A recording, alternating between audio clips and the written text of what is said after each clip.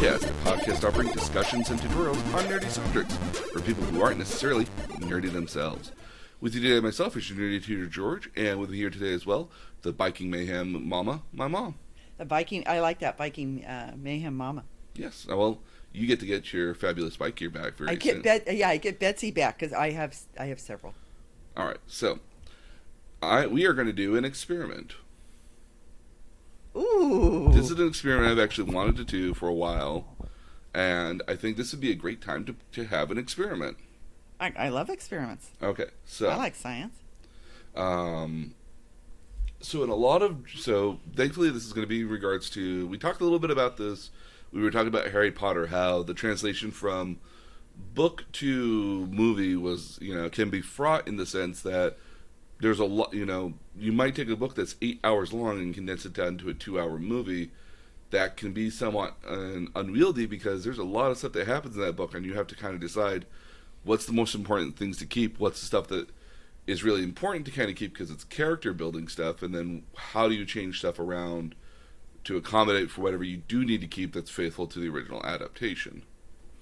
So, and interestingly enough, last weekend there was a Harry Potter marathon, which we watched a little bit of. Oh, I watched all of it between the 2 days. I watched every single movie, because I'm knitting Christmas presents right now.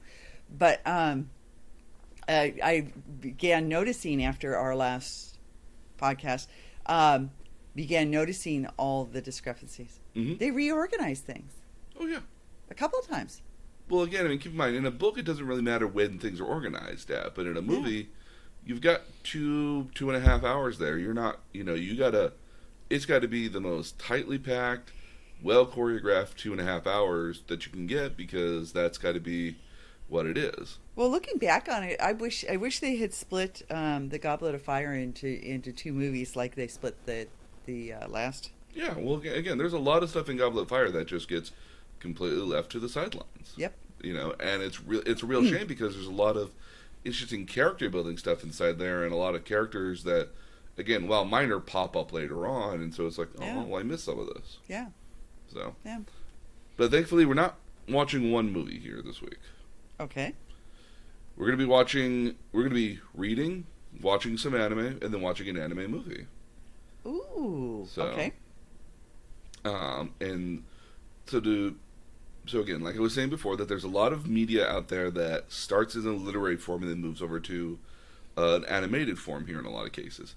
This is exceptionally true in Japanese animation, where a majority of their long-running franchises are actually just comics that have been going on for years. One of the longest anime at this point here, with getting close to 800 some odd episodes now, is a show called One Piece, which is oddly about anime pirates. The manga's been going on for practically ever, and the anime keeps going on, every single day since like 2001. So they're pirating anime. Well, no, it's a pirate anime. Okay, so it's an anime about pirates. Yes. So are we talking Pirates of the Caribbean type pirates?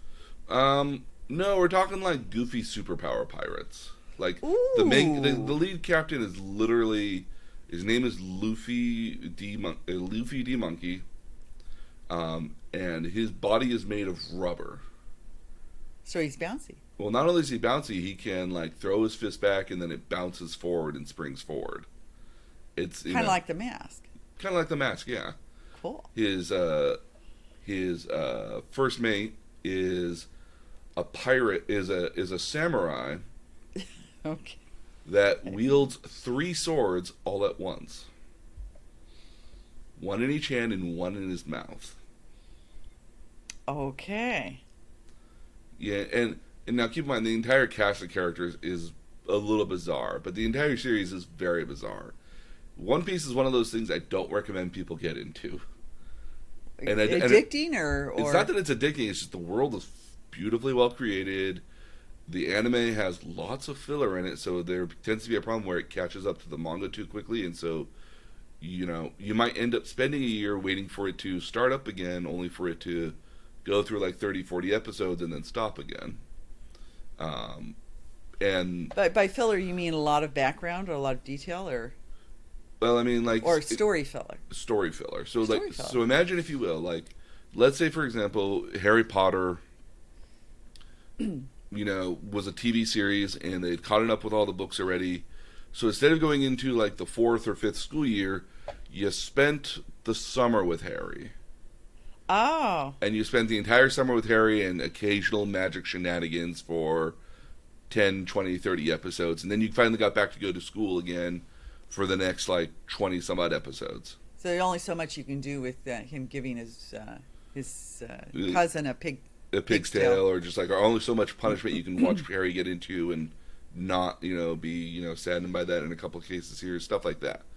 In the anime terms, we get to filler plots, and there are side stories that are technically happening in the middle of everything else, but because they're side stories, they don't necessarily have any sort of agency to them at all, outside of maybe some character growth or learning some more stuff about a character, which I think is the best way to do it. Like, rather than actually focus on the main characters or other characters like that, you can focus on side characters, especially if you have a series that has lots of characters, like One Piece, Naruto, and Bleach were also very big things in that. More recent big shonen series like My Hero Academia, or Boku no Hero Academia, however you want to call it. What they do is that they'll run for an arc, which is usually about 26 some odd episodes, and then take the next like 2 quarters off, and then come back maybe 2 or 3 quarters later, or a year later with more of the story in there. So the story is never at a point where, like, you run out of story, you can end it at a nice place, but not have to rely on filler, because a lot of the time what'll happen here. So end at a cliffhanger. Or you can do it on a cliffhanger too, absolutely. So that way you're not, like, stuck in this sort of position where your episode, you have a 26 episode, runtime, but you only need 20 of those episodes to actually tell the story. And then you have these 6 last episodes are just like, well, what do we do? For the last 6 episodes, we need to fill 3 hours of TV time, maybe, in theory. Have a high school dance. The beach episodes are a common element of the shows to find filler elements in, so beach episodes are not uncommon. So what are beach episodes? They're just hanging on an island? They just go to the beach. And do beachy things. It's a chance for the people to wear swimsuits. Oh, okay. Are we live action? Well, this is both either live action and in a lot of cases more anime. Okay. So again, there's always at least an episode or a chapter in which, like, they either go to the pool or they go to the beach. And typically it's a big deal because at some point here, everyone's wearing swimsuits. Much in the same way, if you have a high school, at some point there you have to do the episode on the school festival, which is a big mainstay of Japanese culture. Well, if you're on Bachelor or Bachelorette, you have to have the hot tub with the swimsuits. Well, you have to have the hot tub and the swimsuits, or you got to do some sort of,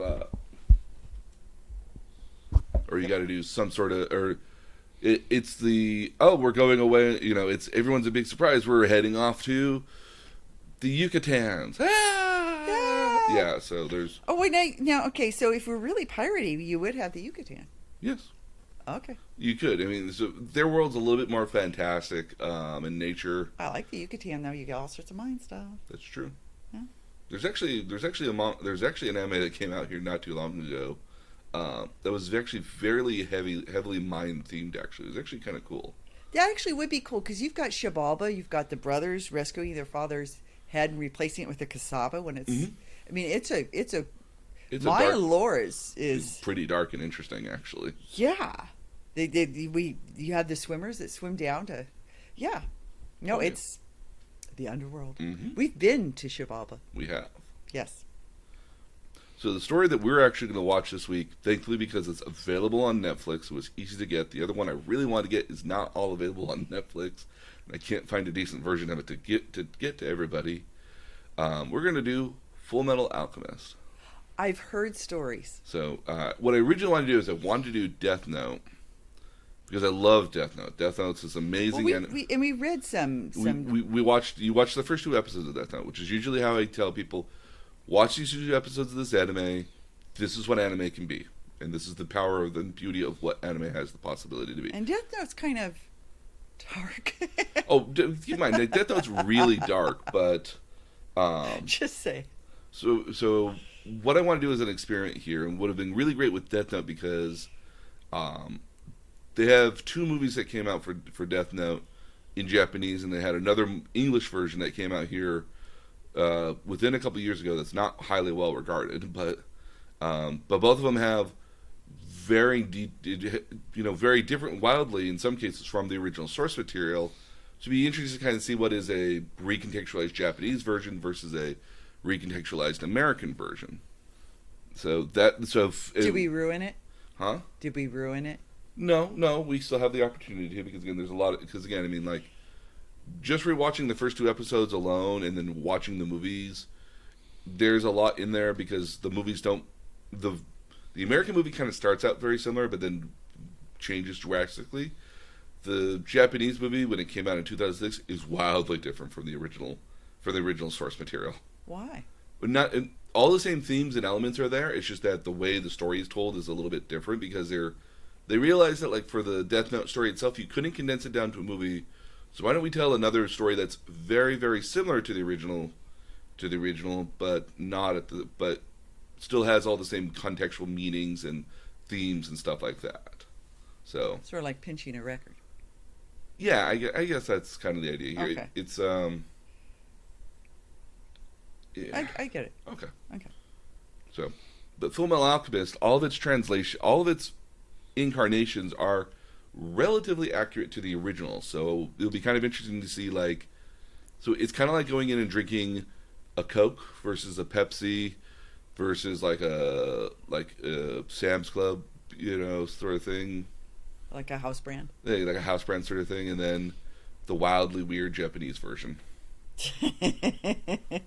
Okay.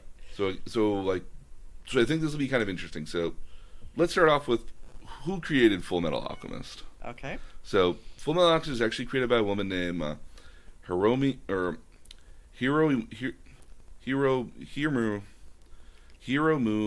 Arakawa. So otherwise, Hiromu Arakawa. Hiromu. Hiromu Arakawa. Arakawa. Yeah. Got it. Going back to my Japanese lessons to speak to, read the names here. She's actually a pretty interesting character in and of herself. So, born in 1973, she grew up on a dairy farm in Hokkaido. Oh, wow. And she actually went to an agriculture high school to learn how to work on a farm and everything. And ended up doing anime. Well, again, like she grew up on a dairy farm. So again, like as you do, you go to a school that's primarily focused for what you would potentially do. And she loved manga as a child, though. She collected manga whatever she could. And again, she even after graduating from high school, she continued to work on her farm with her parents' farm for the next 7 some odd years, actually. And it wasn't until she was about 25 years old that she decided she's going to move to Tokyo and follow her dream of becoming a manga artist or a mangaka. And she actually had a little bit of success. She started off with a short series called Stray Dog. It won an award from a magazine that eventually hired her to be an assistant for another manga artist, which is typically what you do. You get started by being an assistant, and then you eventually, while you were an assistant, you work on your own series to eventually get to become your own mangaka eventually. So it did fairly well as a short little series here. And then she just hit it completely out of the park with her next series, which is titled, and I'm going to butcher this initially because it's kind of hard to say, but Hagane no Rinkin Jitsu no She. I believe you. Okay, yeah. See, it's hard to pronounce. Or as it's more popularly written as Fullmetal Alchemist. Yes. So, there we go. Okay. which began published in July of 2001 and ended in June of 2010. Ran for nearly 9 years. That's a lot because they're coming out every Wednesday? Well, and so in this case here, this is actually a monthly series. Oh, okay. So as a monthly series, you have to produce about 35 to 40 pages, sometimes 45 pages every month. It's a lot. Mm-hmm. That's a page a day. Yeah, it's still about at least sometimes 2 pages a day here. Yeah. But what the benefit of sometimes a monthly series tends to be is that because you're expected to work more lengthier time on it, you tend to have a lot more series that are much more beautiful looking and much more far more detailed than other weekly shonen stuff. Because a lot of shonen stuff is, you literally doing like 5 to 6 pages a day, going 5 to 6 pages a day, one day to think about the story, and then maybe a day off here around the corner maybe, but you're literally working on maybe 6 to 7 pages a day over the course of the week, assuming you don't have whatever other side projects or other stuff you're doing there too. Well, and this is where I am aided in my understanding by having gone to the Manga Museum, which has a room that is just explanations of different portions of the production of manga. Yes. And they actually go into, and they show you examples of weekly versus monthly. Mm-hmm. And they actually have in 3 or 4 different languages, French, English, Japanese. I think in Spanish as well. Yeah, maybe, in Spanish. Yeah, and had a lengthy, nice, well-written explanations of exactly what you just described. Mm-hmm. Yeah, my alternative to this as well, if you ever want to learn about how manga is created, is to actually read a manga called Bakuman. Because it's literally the story of 2 guys, which is very similar to the actual creators of that manga, because it's... you've got a story guy, and you've got a story guy, and you got an art guy. And I only know that because we went to the Manga Museum. Mm-hmm. Which is not often the case. Sometimes the story guy and the artist guy are the exact same guy in most cases. It's uncommon to split the work up in a lot of cases, but the split up work tends to be stories that are a lot more well developed. Yeah. But Bakuman actually tells the story of 2 high school kids as they make manga, and eventually as high school students get their mangas published in the most popular shonen magazine ever, and then eventually as they grow in popularity to become the best-selling mangaka artist in their magazine and hopefully the world. And they go through all the tragedies of like, hey, here's a schedule, and here's how you do this and this, and here's how you get better at this slowly so you can do other projects and start doing other things, and God forbid you work on 2 series at once, this kind of stuff. So if you ever wanted to get like a real quick deep dive on how manga is created, that's the thing to read. Very good. Because it's very interesting in that particular respect. Also, what's interesting about that series is that, again, those are the same guys who made Bakuman are also the same people that made Death Note. So not only is the story really well developed and designed, but the characters all have this super sort of like posh look to them as well, because they have like one of the guys loves fashion, and so he's constantly changing up the way the characters look as far as clothing goes. In a lot of anime, you tend to find characters that wear the exact same thing every single day. They always have like the set look that they always look like, versus Bakuman, like this guy is wearing, hey, this guy's wearing a nice suit and a thin tie, or this guy's wearing like different colored, a different t-shirt and shorts or something. Because all the stories are kind of set in a contemporary sort of setting, they all have contemporary fashion too, that also speaks to the age of these characters as well. So. Well, and one of the things that was interesting was, I tend to think of, before we started doing the podcast, I tended to think of manga as all being drawn in the same style, and it's not. No. It was only at the museum where you got to see people's artwork lined side by side, that I really realized how many different styles of manga art form. How do you describe that? I mean, it's the same way in style. I mean, like I would wager it kind of the same way how you go to like an art museum, you have like varying styles of backgrounds and historical paintings. Your Monets, your Da Vinci's, and your other people would be wildly different between one to the next as far as how they put together a thing here at the end of the day. That's an interesting analogy because Monet and Da Vinci have very different styles. Yeah. Very different styles. Again, I mean, like, because again, Monet was very much an impressionist, and Da Vinci was very much a Renaissance-y sort of guy, but very much a realist at the same time. Yeah. So art like that, I found a YouTube channel that the guy restores art. Oh, very cool. So it's actually kind of interesting. But no, I'm going to show you this and see if I can find a good version of the picture here. Hopefully this is. Yeah. So this is what One Piece looks like.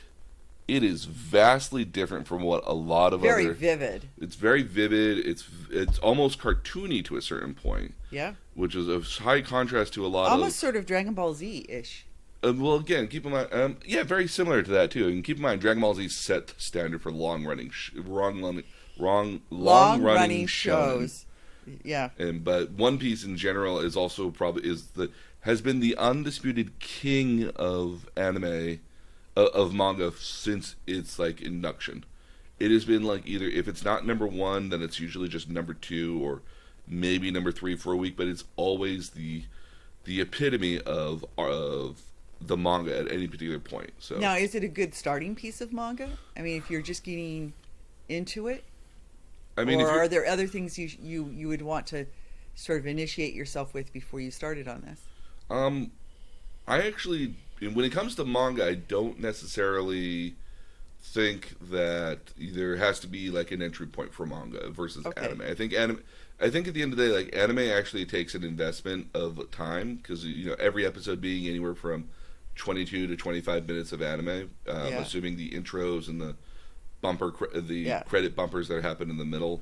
So that can take a little bit longer to get into, and there's some that are much more lengthy. With manga, though, manga is you could read a chapter in about 5 minutes. So so if you don't like what you're reading initially, you can put it down and find the next one. This is one of those reasons why I love Borders bookstores and Barnes and Nobles, because you would have people who spent their entire afternoon there, and all they would do is they would go to the manga section, pick out some volumes of what they wanted to read it, and then put it back. So kind of like being in a library, practically. Yeah. Because a lot of libraries don't have good manga collections in there. Yeah, no, I expect. Well, one of the things that when I first started watching anime, that I noticed is it's paced much differently than Western entertainment, for lack of a better word. It's a much slower pace. Mm-hmm. It spends more time in maybe some of the more nuanced character development. But if you're used to faster paced Western, where you have to be constantly moving, mm-hmm. It struck me at first as slow, and I'm kind of like waiting for the next thing to happen. And once I adjusted myself to the idea, no, you're getting the subtlety of the character, pay attention to the details, there's more here, mm-hmm. I enjoyed it more. But it took me a bit to transition to that. It can feel that way. One Piece in particular as well spent the better part of 3 years on a single stretch of 36 hours. Wow. Well, okay, we had a show called 24 Hours that each episode was... 24 was basically just 1 hour of a time, yeah. Yeah. No, so there's an arc where that literally spans the better portion of about a day and a half worth of time in the manga. But the way it was written, they spent the better part of what seemed like almost 3 years, 164 chapters in this. And so he was really taking his time to tell out the story, as well. I mean, like in his case, he's got a lot of characters to play with. So what ends up tending to happen with that is that he ends up spending a lot of time on each individual character as they move around the stories in some cases. So that can tend to happen there too. Yeah. So I guess my observation would be it's more leisurely. Oh yes, very, yeah. And it took me a couple of episodes to appreciate that and to recognize it for what it was, as opposed to just being slow. Yeah, I mean, because what you'll have because when you get to a lot of Western animation, I find is that a lot of the episodes are self-contained episodes, because the way the nature of broadcast here is in in America is that everything has to stand on its own. Everything has to stand on its own. There has to be a resolution by the end of every episode. Yep. And so that way you can mix and match the order, because you would not expect everybody to watch all the episodes at once. Right. Versus in Japan, they like to divide everything into what they call like arcs. So you would spend like, maybe 2-3 months or half a year on this one arc, and then move on to the next major story that came up. But you would have little stories that happen in the arc as well. More like a soap opera. Yeah, a little bit more soap opera. But again, the pace differently. Oh yeah. So back to Miss Arakawa here. So what's interesting is, so not only does Fullmetal Alchemist one of her big success stories, that I would actually credit it with a lot of introduction of Japanese animation to the Western culture as well. Because all the characters in Fullmetal Alchemist have English names. The lead character is named Ed or Edward. The other main character is named Al or Alphonse. Almost everybody's name is like in an English name. So like. So we're pirates, but we're not even Hispanic, Spanish. I mean, a lot of the pirates were Spanish and English. So that's one piece. So when I talk about Fullmetal Alchemist, though, so we'll talk about the story settings in a little bit. But those are two different series in this case. Oh, I'm sorry. Okay, that's okay. I'm confusing. So again, like, because it's such a Western style and a lot of the world is a Western set world, I think that it was very easy for a Western audience to kind of get into it a little bit easier. Plus her stories in general, Fullmetal Alchemist, tend to be simple but eventually become much more complex and dark over time, somewhat unintentionally. But still have this very lighthearted affair to it as well. So I think it was a really great sense where, like, us as a kind of a Western culture, like stuff that's dark occasionally, that's a little bit more vivid and more Batman, yeah, well, Batman, I guess. I'm just saying. Yeah, it's just an example. Pretty much Batman. Yeah. Batman as opposed to Spider-Man. Batman's pretty dark. Spider-Man's pretty more lighthearted. Yeah. Yeah. Very good contrast. Absolutely. Yeah. This actually is one of the most prestigious manga awards as well too. So it's the annual Shokakugan Manga Award, which is only given out to usually like 4 different titles every year. Hers got tied in 2003 with another series called Yakitake Japan, which is all about making bread. Sorry. No. I always love explaining that. Like, yeah, like there's some wildly different anime out there. Well, okay. I recommend Yakitake Japan because that's just weird. Okay, so I mean, you think about our reality shows. I mean, who would have ever forecast that shows about baking, reality shows, competitions about baking would be hot TV? Okay. Actually, kind of what Yakitake Japan is about. Okay, there you go. Then it's just imitating life. So, in Yakitake Japan, the lead character has hands that are extra warm, so he calls them solar hands. So they help the yeast in the bread rise quicker. I would like that because I do actually home bake bread. So, and his big deal is that there's a French bread, there's sourdough. Other countries are well known for the bread. He wants to make a Japanese bread, or because bread in Japan is called pan, he wants to make Japan. Ha ha ha! Like it. So is it the bread that they stack with they hollow out the middle and fill? The melon bread? The melon bread was awesome too. So if you ever go to Japan, get melon bread with ice cream in the middle. Mm-hmm. No, they had the square thing that they hollowed out and put. So those are just slices of bread put on either side, and then they fill it up with stuff in the middle. Okay. There we go. Equally just as destructive to your diet and your waistline as well. Yeah. But no, he's trying to actually create like his own like variations of bread, and they actually go through a tournament series of just baking weird bread that, oddly enough, they eventually give you recipes for. Well, hey, so you could make it on your own. So somebody went through the entire. I'll have to take a look because I bake bread for your father. Absolutely. Yeah, I bake bread with nut flour. So what's interesting about Fullmetal Alchemist is that it's not common for an anime series to get 2 different anime shows based off of it. In this case here, the first Fullmetal Alchemist anime began running in 2003.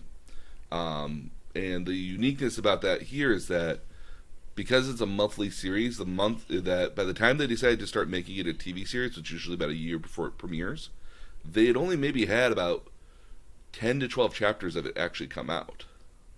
Oh. So a lot of the story hadn't actually even been told here yet. It's just like Game of Thrones where they're playing catch up with the written material. Kind of, but not kind of like that too. But eventually, what happens is that there's a point in the manga where the story just wildly diverges at that point and becomes almost something completely different by what was the original manga artist's intent. So what's really nice about this here is that it's nice because here's a different version of what the story was that still very much matches up with the same themes of the original manga at the end of the day. So in that particular respect, that's a kind of a cool thing. And then as the series was slowly running down by I think it was chapter, whatchamacallit here, by about chapter 86 or 87, something around there, they said that they wanted to make another series that was timed to end literally right around the same time that the manga had ended. So the manga had ended 3 weeks before the final episode aired. So very serendipitous. Wow! So they're doing this almost simultaneously. Well, so what happened was that they knew that Arakawa was able to share a lot of her details with them as far as what she had planned to do. So storylines of what was going to happen, but they literally had to animate the stuff when they started getting to the very final chapters. They actually were still writing it for animation, and then up until the very end, they were animating up until like the week before it came out because they had to animate that last chapter and storyboard it too. It would be interesting to find out if one affected the other. Did the show and its direction affect the writing of the anime? Well, in this case here, when it comes to the second season, the 2009 or Brotherhood season of Fullmetal Alchemist, it's actually a 1-to-1 faithful retelling of the original manga. That's pretty cool. Which is typical for a lot of shows. I mean, a lot of shows typically tend to be 1-to-1 recreations of what was animated or what was originally put on manga page, but a lot of times the animation actually helps it become more alive. By this point, though, I tend to find that if I've read it in manga form, unless it's something that like really looks amazing in anime, like I don't really need to watch it in anime. In a lot of cases, only just because you miss a couple things here and there as a result of it, and it doesn't have quite the same impact. Okay, so let me ask you a question. Mm-hmm. We just recently watched Silent Voice. A Silent Voice, yes. A Silent Voice, and you had read the anime. So I had watched the original. So I had read the original manga for it, and I was really super excited when I heard there was there was going to be a movie about it, because I knew the movie would probably cut out a lot of stuff that was in there. And not properly explain some stuff, in which the movie glosses over quite a bit of some stuff here. The mom, for example, of the death girl, is very upset in a lot of ways, but it's not well explained why she's so upset. Versus in the manga, they make a point of saying like why she's so upset. Okay, so let me make a guess there because in the movie it was hinted at but not stated that maybe the parents divorced over the deaf daughter. Yeah, so that's the reason why. Okay, so it's never actually said. No, it's hinted at. It's hinted at, and what you get a sense of resentment of the mom towards the daughter, but it's never fleshed out. No. Is it in the manga? So in the manga it's much more like, because the manga has a lot more time to do its content versus what the movie had here. You see a lot more, it's never outright said that she, has contempt for her daughter because of it, but it's that quiet understanding of, yeah, your husband divorced you and he was a shitty person for divorcing you because of your child, and so she kind of resents her child a little bit more. That's why she's typically always angry, but it's never outright stated. But it's much more heavily hinted because you see more of the elements with the father and him leaving. And in this, you never see the father. No, you never even see the father, and he's never almost brought up at all. Yeah. So it's hinted at. Mm-hmm. Yeah, but it's never said. So that actually, and the mother's resentment is hinted at, but never really fleshed out either. and so I found it confusing when the daughter suddenly commits suicide, because it seemed to me like it was more sudden. It just Or was what kind of, she was suddenly wanting to do it. Yeah. yeah. The- It seemed to suddenly, when it happened, it was kind of unexpected for me.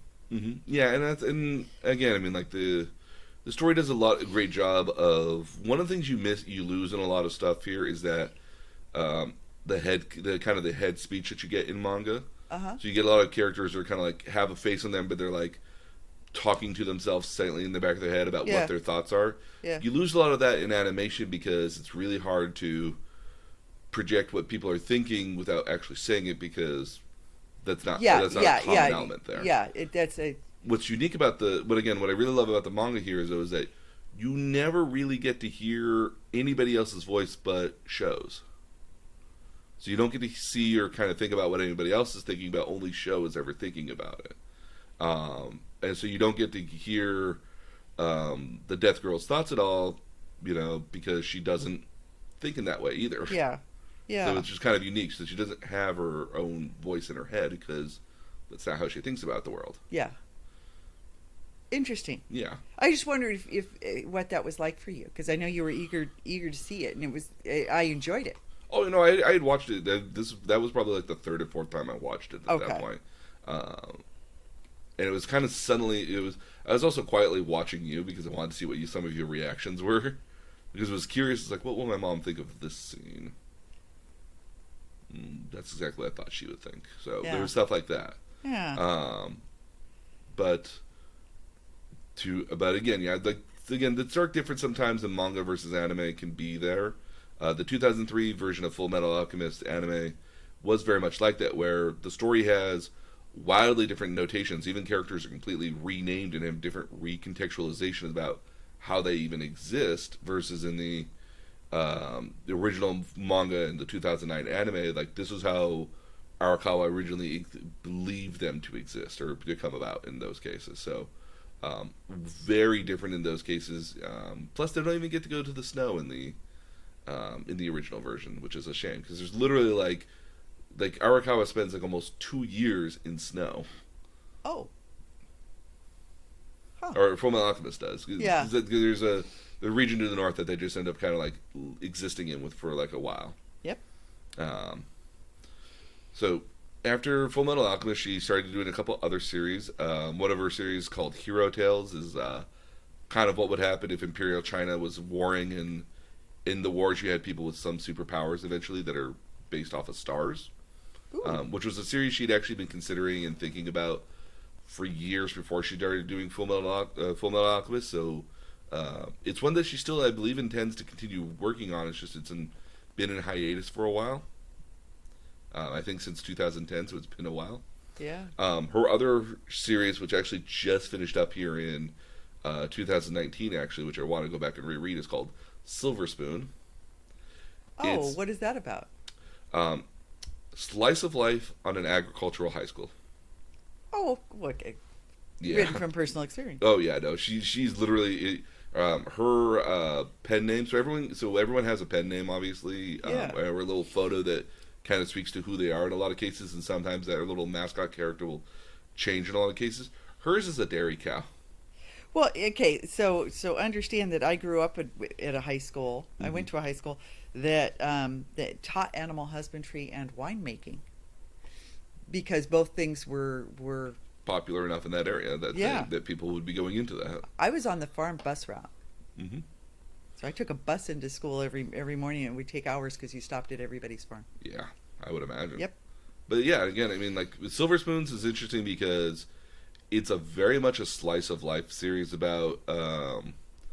It's about a kid literally from Tokyo who didn't get into the most prestigious high school that his parents really expected him to get into, and is not living up because. So what originally happened was that his brother.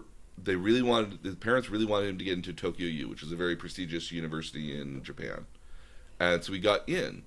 And then, but the parents never stated, hey, you got to continue studying there. And so his brother basically hey, I passed the exam to get into Tokyo U. I became a Tokyo U student.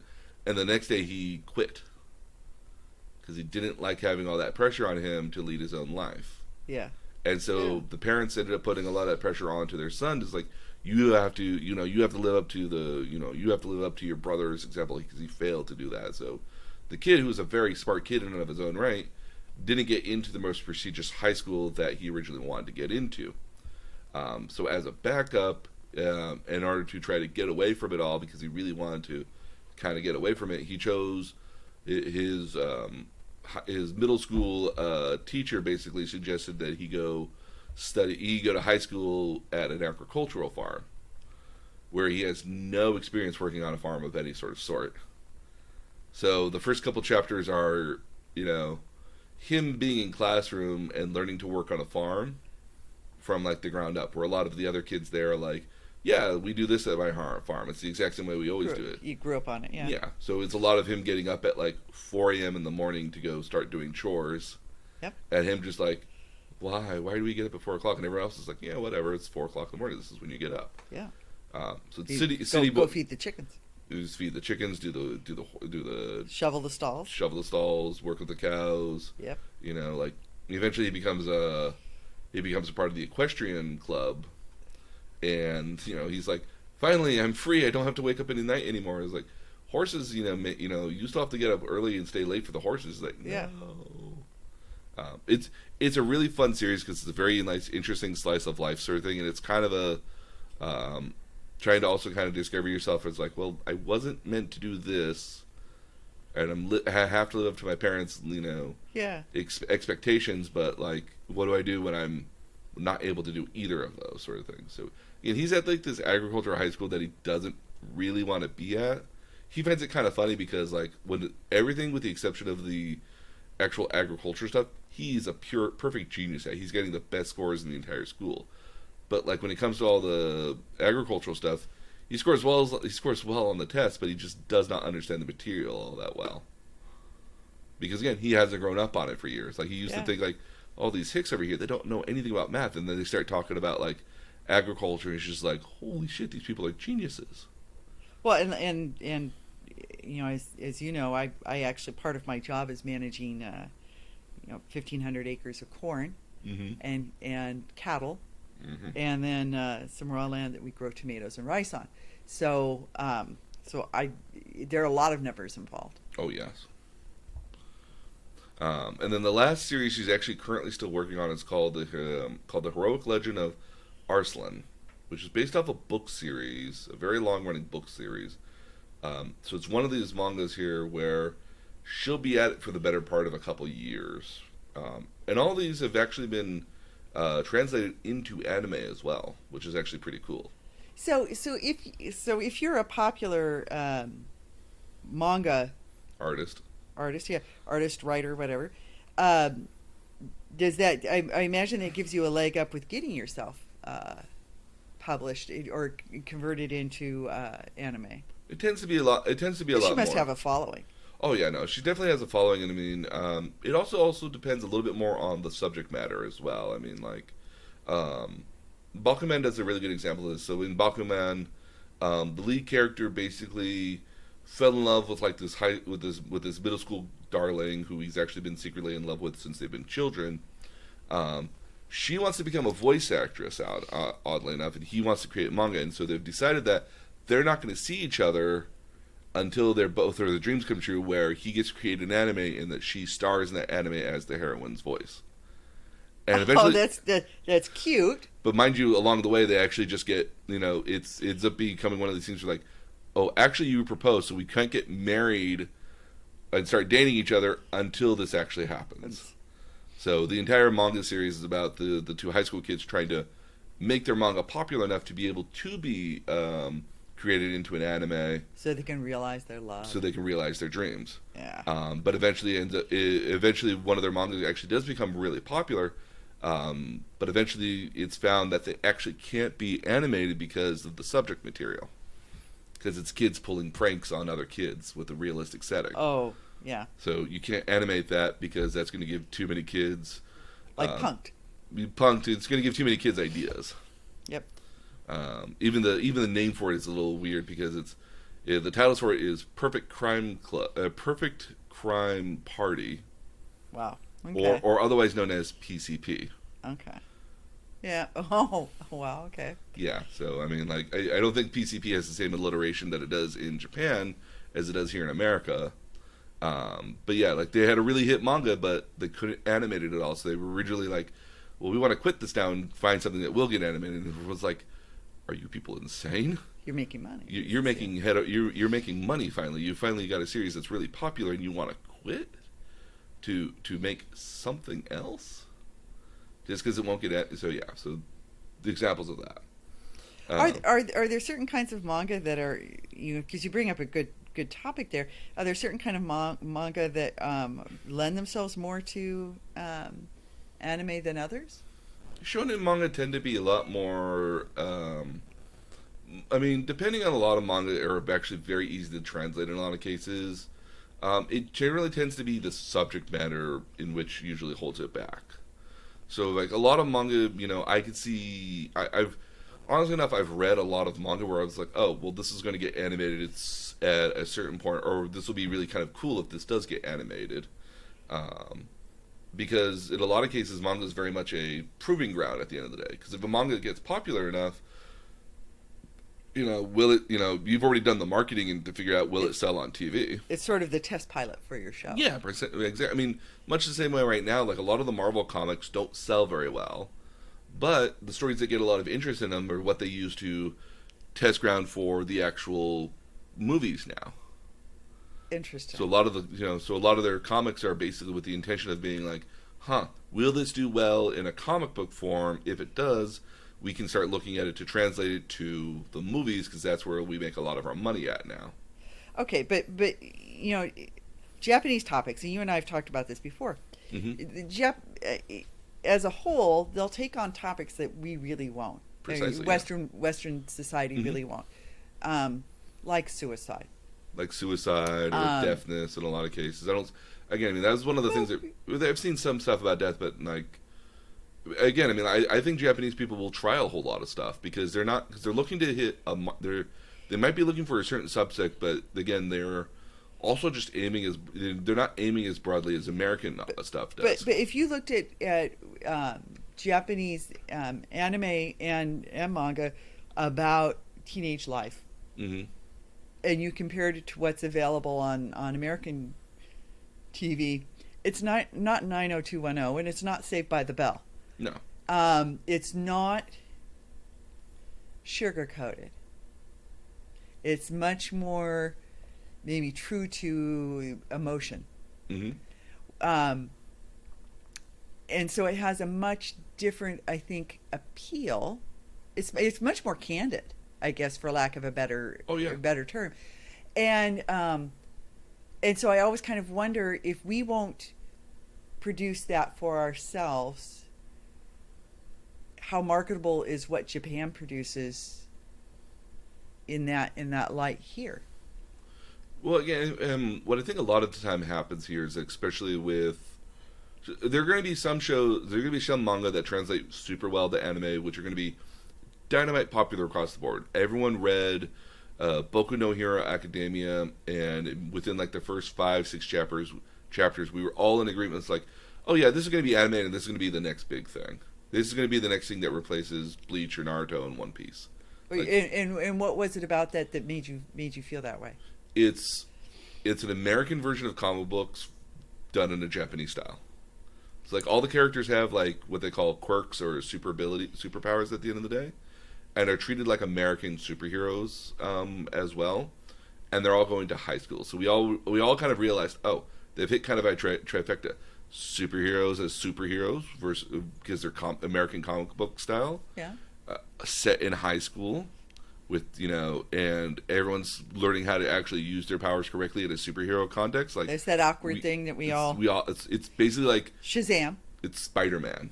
Oh, there we go. It's 20 kids as Spider-Man plus any other kids they decide to throw into that as well. It's trying to figure out their powers.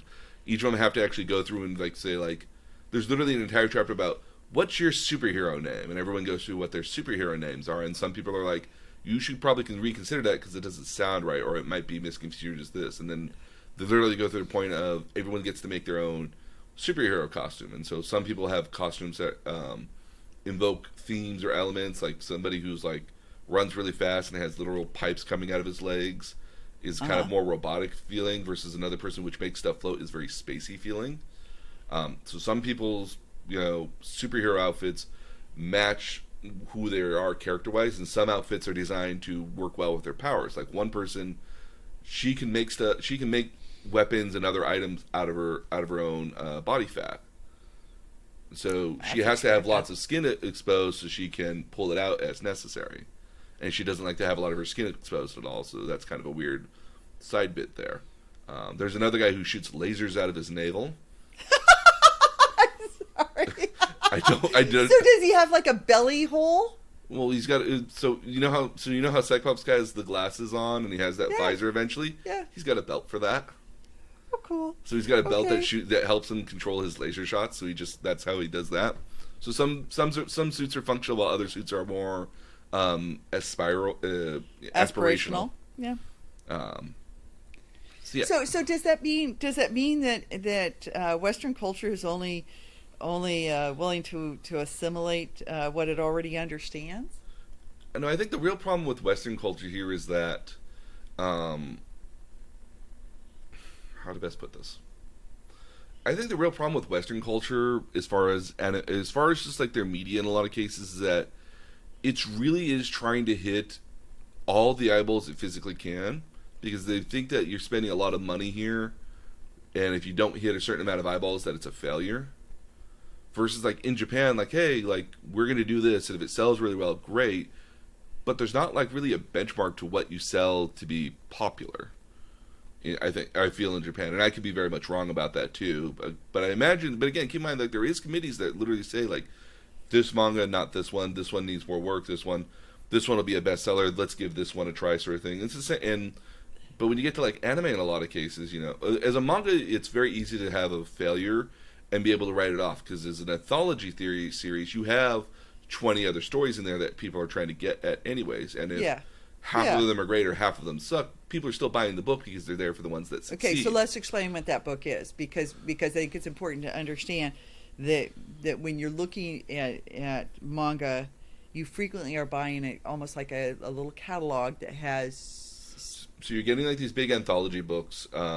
Is the best way I know to describe them, and they're basically, if you go back in time, if you remember the paperback novel sort of things where they would tell like a bit of a story in every single magazine, essentially. Yeah. It's not too dissimilar in this case, where you're buying like what looks to be almost half the size of a phone book in some cases, or about the size of a phone book depending on where you live, and it's full of just pages of stories in there. And they're all short stories. Well, they're all anywhere from 15 to 20 chapters of a long-running series in some cases, and they appear in there every single week. In the case of weekly shonen series like Shonen Jump, Weekly Shonen Magazine, stuff like that, versus Fullmetal Alchemist and some other series which come out monthly, so they have a monthly anthology volume that comes out. And when we're talking about an anthology volume, it's different authors, so it's not one author, it's 20 some odd different authors depending in there. And again, that could be divided between 18 some odd authors that are consistent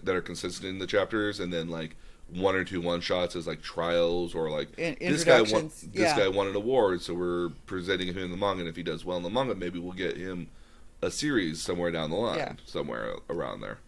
And so it's full of like 18 to 20 some odd stories, sometimes more in there, of different anime or different manga that are either long running, recently started, or have been there for like 2.5 weeks in some cases. And rather than being sold at bookstores, they are sold at like the 7-Eleven on the corner, and they come out. Is it every Wednesday? Depends. Some come out on Tuesdays, some are on Wednesdays, some are on Fridays. There's literally a weekly Shonen Sunday, which only comes out on Sundays, but actually comes out on Mondays now, I think. So like, you get them from your 7-Eleven, or you get them, if there's a bookstore nearby, you get them from the bookstore. So it was interesting to me when we were there to see an entire like big thing of it, and then one of the big things there being like all these big anthology books, that look like phone books. Yep. Yeah, it was cool. And some people, and there are people that have collected those along with dinner. Oh yeah, along with again, keep in mind, like some 7-Elevens sell just about anything you need in there. Well, and I mean, yeah. Even some of the American ones. It's a full dinner, and it's a nice full dinner. Oh, too. It's a very full dinner. Again, I mean, like, you could Beautiful. again. There's a lot of people that eat dinner and live off of 7-Elevens, Family Marts, and other stuff like that. Yeah, they're on every corner. Mm-hmm. Literally every corner, sometimes in the station. Yeah. So, so to get back to Fullmetal Alchemist in particular, because I know we keep. It's okay. I'm sorry. It's an interesting topic. Absolutely. So the main story of Fullmetal Alchemist here, and I'm going to describe it for you, and I'll get you a little more details here as we go. Tells the story of both Edward and Alphonse, more collectively known as Ed and Elric, a pair of brothers who were gifted in the science/magic of alchemy, and as they travel around a fictional country of Mestris as they're looking for ways to recover their bodies. So, how did they lose their bodies? So again, am I gonna learn that? Oh yeah. So okay. So I'll actually explain it for you here. So, in the world of Fullmetal Alchemist, it's a steampunk style world.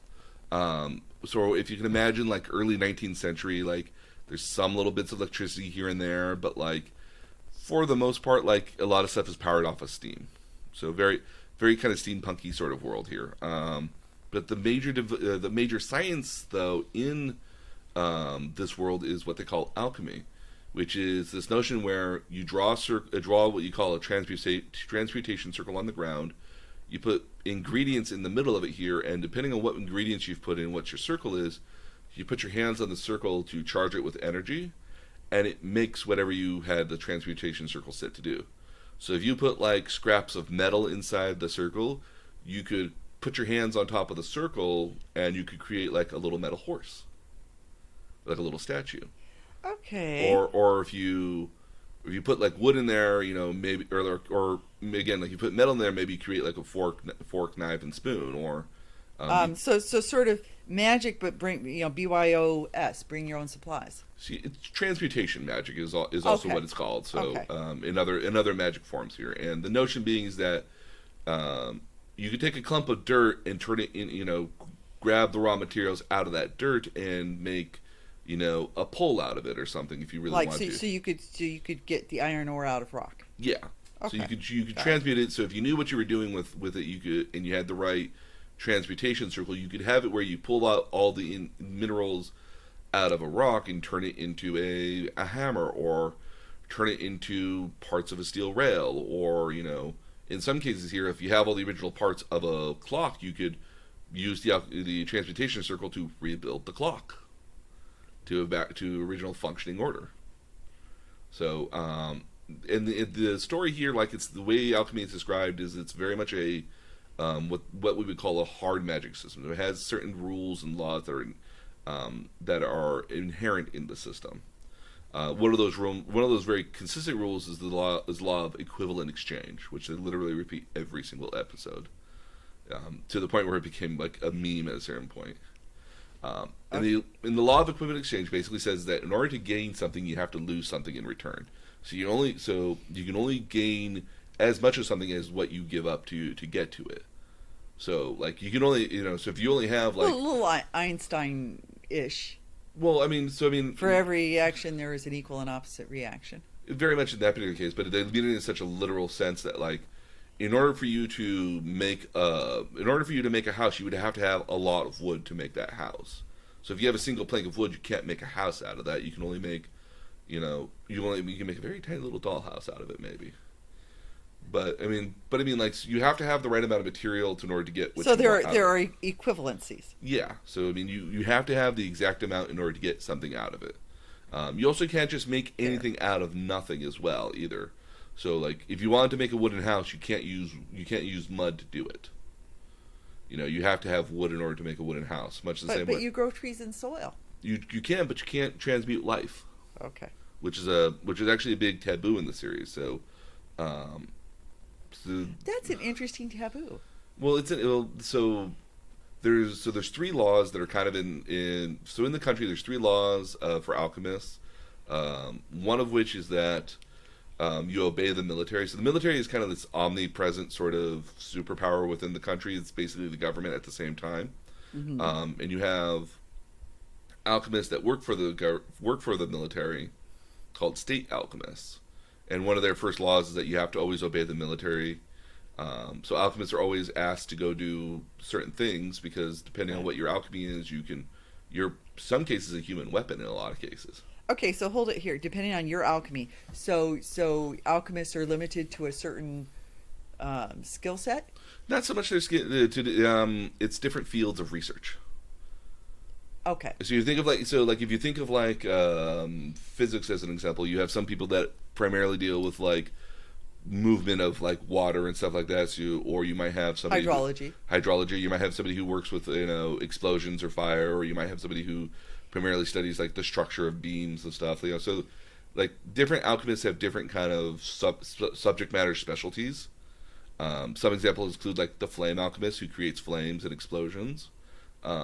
You have the iron-blooded alchemist, which basically primarily deals with iron-related stuff and metal.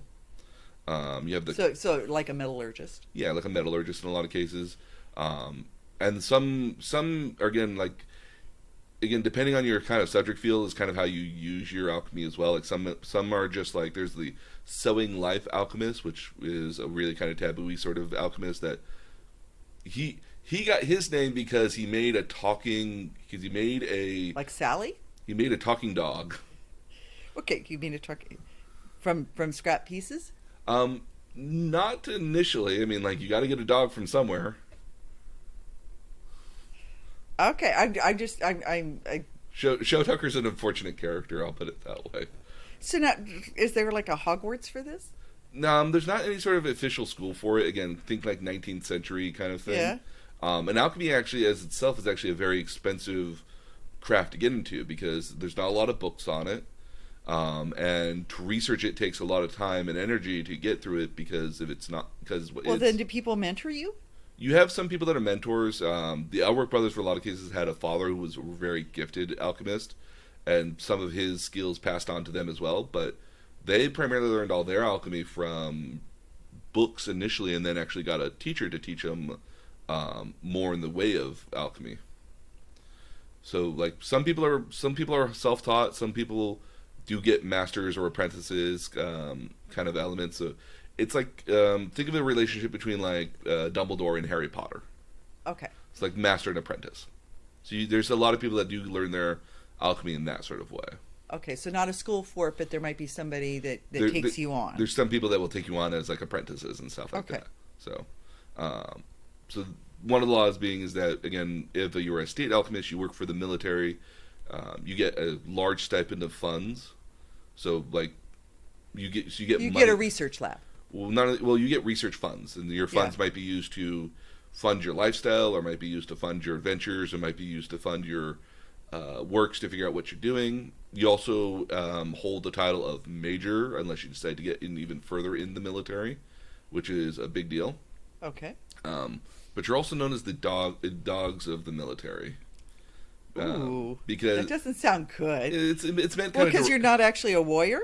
Well, no, not so much that as so much as that because some alchemists are considered human weapons, they're expected to go in and fight on behalf of the military in some conflicts that might warrant it. But they're also, depending on the alchemist, are sometimes like on the level of being like a World War II bombing plane as far as the damage and collateral they can create. So I mean, like. Doesn't sound fun. No, I mean, like, again, you work for the military, though. I mean, like, a lot of your research and stuff goes into funding other stuff for the military. And you get to be used on behalf of the military when they need you. Okay. But they give you all this funding, and they give you kind of license to kind of carte blanche, go do whatever you want and study. So you don't actually have So you give up certain freedoms, but you get other stuff as a result. Again, Okay. equivalent exchange. Okay. The other rule as well is that you can't transmute gold because you would throw off the entire economy. Which is actually kind of fascinating because some of the original goals of alchemy, if you go back in time, were to create precious metals like gold. You know, so alchemy as it should be properly known, not in the manga sense here, is actually this. Basically chemistry, but it was the notion of being able to transmute one material into a completely different material, which is theoretically impossible, depending if you know the right amount of chemistry involved into it. It used to be this study back in like the prior to us really understanding more about chemistry. So like the 14th, 8th, 12th, 10th, very early centuries of, oh yeah, I can turn this rock into gold, which you really can't. And it was kind of the study of We trying to may figure make out that. diamonds. Yeah, but I mean, like that's an element over time versus like it's trying to like turn like a chunk of rock you found on the ground and turn it into gold. Yeah. Yeah, that sort of thing. Okay. Well, that makes sense. Yeah. And then the last rule, which is the kind of a taboo amongst all alchemists, is you can't do human transmutation. And so, and again, this is. So no on Sally. And no. Sally is a reference to The Nightmare Before Christmas. Yeah. So you're not supposed to do Sallies. The reason for this being is that on one hand, there's not really a good equivalent exchange for a life. Oh. Because what is the value of a life and how do you measure it? So that's part of the problem there, is that you can't create that they don't want you creating human life, because there's not because what ends up actually happening here is that when you could do human alchemy, because you don't have the right toll or the right cost for it at the end of the day, you create what's called a rebound. And so it's basically like it's kind of like going to the bouncer at a club and being like, yo dog, I'm supposed to get in, and the bouncer being like, nope, and basically beat you up for trying to cut the line at the end of the day. I don't know if that's a great analogy, but that's my best I can think of at the immediate moment. But I get the idea. Yeah. Yeah. So because there's not an equivalent value of it at all, there's no way to really find. You're actually honoring human life by making that rule, because you're saying that it's beyond value. Yeah. And that's actually probably a pretty good way to look at it. So there's actually, and I don't want to spoil it because it's actually an integral part. There's actually alternative motives for this rule as well. And I'll learn about that when I watch. Not immediately. You won't learn it until much later on if you continue reading through it. Okay. And or watching the manga, but there's other reasons for some of these rules. Okay. Which have kind of a more sinister take on it when you really think about it. But like I said before, Ed and Al are trying to recover their bodies. Now, what they did was here is that when Ed was like maybe 3 years old and his brother was like maybe 2 years old, their father disappeared and left behind their mom, who cherished their father greatly. The kids didn't really grow up enough with their dad to really get to understand him. So they both have. So Ed has a lot of angst and anger over his father, versus Al, who never really knew his father, kind of has more of a longing for him. But their mother died very young. Like by the time the Elrics were like. So they're orphans. Well, because by the time they turn like 7 and 6, like their mom dies, and they kind of end up living with their one of their neighbors for a little bit. Because because they live out in the countryside, so there's not a lot of anything anywhere. Yeah. And they really want to get their mom back. Or no, the mom actually simply dies when they're like 4 or 5 years old, actually. Much younger. Excuse me. As a result of the mom dying so early, like the kids really long to bring her back, and because they're children, and when you're a child you think you can do anything, they read about human transmutation in their father's study and thought, we need to learn how to do this. They got themselves a master that teach them the finer arts of alchemy.